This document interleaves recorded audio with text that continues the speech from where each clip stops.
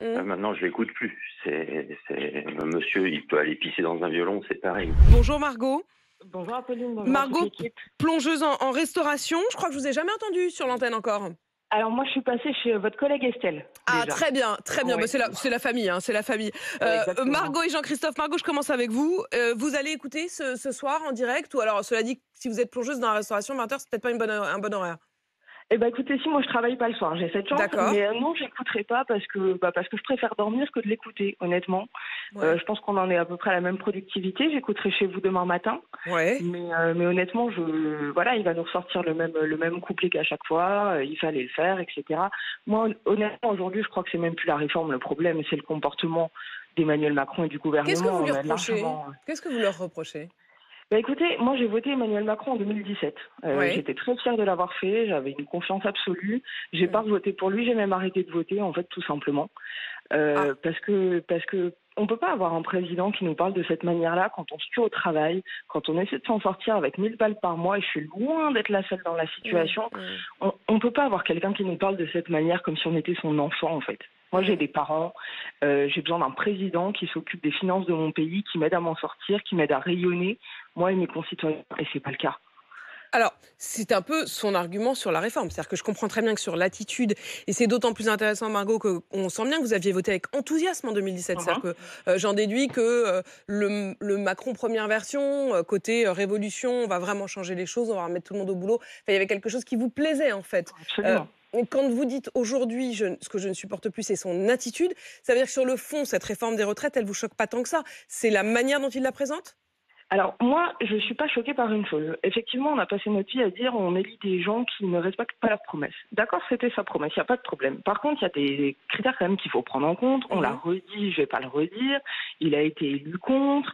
Bon, voilà. Je pense qu'au bout d'un moment, quand on a des paroles comme ça m'oblige, on ne peut pas oublier ça, tout balayer d'un revers de main. On n'est pas Et des je imbéciles. rappelle pour tous ceux qui nous écoutent qu'en effet, quand il a Voilà. été élu le soir du deuxième tour des dernières élections, il a exprimé qu'il avait conscience du fait qu'une partie des électeurs avait voté pour lui pour faire battre Marine Le Pen et que C'est pas ce le cas, résultat hein. l'obligeait. Margot, accueillons aussi Jean-Christophe. Jean-Christophe, donc, est-ce que vous écouterez ce soir? Non, je l'écoute Non. plus. Je l'écoute plus depuis le 12 juillet 2021. Ah, Donc, et alors, c'est fini. pourquoi? Le 12 juillet Rappelez-moi 2021, d'abord ce que c'était le 12 juillet 2021. C'était le pass, alors, je sais plus, le sanitaire ou le vaccinal. Non, D'accord. c'était le pass sanitaire. Vous, la rupture, Euh, elle date du Covid. non, la rupture, elle était déjà avant. Mais avant, je l'écoutais encore. Mmh. Maintenant, je l'écoute plus. Monsieur, il peut aller pisser dans un violon, c'est pareil. Et C'est pas- la réforme elle-même. Mais la réforme, c'est pas la réforme. La réforme, tout le monde sait qu'il faut faire une réforme. La seule chose, c'est que vous l'avez déjà dit 50 fois à l'antenne. C'est pas cette réforme qu'il fallait faire.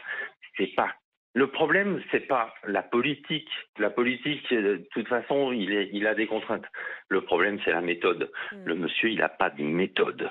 Donc, il va dans le mur. Et on a l'impression que plus il va dans le mur, plus ça lui plaît, donc il recommence. En fait, vous êtes en fait, nombreux, hein, c'est quand même très frappant ce matin. mais Et Philippe, ce que je veux dire, Philippe et Margot, on dit exactement, pratiquement ce que je voulais dire. C'est, on est, et puis bon, moi, dans mon métier, je discute avec des gens que je connais pas forcément. Vous êtes consultant dans quel domaine, Jean-Christophe? Dans l'organisation système qualité, certification ISO. D'accord. Bon, Des gens qui ont de la méthode. Pardon? Mais des oui, gens qui ont de la méthode. On essaye, ou du moins quand on a l'humilité de savoir quand on se plante et on recommence et on fait autrement. C'est pas... Non, lui, c'est... Moi, simple, hein, ce soir, à 20h, à 19h45, je mets ma box sur France Télé. Ouais. À 20h, la Marseillaise. Je passe... Bon, allez, ce soir, ça sera RMC Story. D'habitude, c'est RMC Découverte. D'accord. Et j'attends la fin et après, on reprend.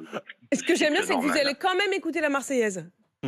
Oui. Ça, c'est votre petit kiff. Parce que ma box SFR, elle va enregistrer mon changement de chaîne. Ah, donc vous aimez, c'est une ouais, moi, attitude, c'est une attitude, c'est une volonté, un geste militant. C'est-à-dire, j'écoute la Marseillaise parce que ça, oui. J'écoute la Marseillaise et je zappe. Ok. Et SFR, ils enregistrent mon changement de chaîne, ils savent que Et ils diront 20 ensuite à Emmanuel Macron, voyez, Jean-Christophe, en Haute-Savoie, il a coupé juste après la Marseillaise.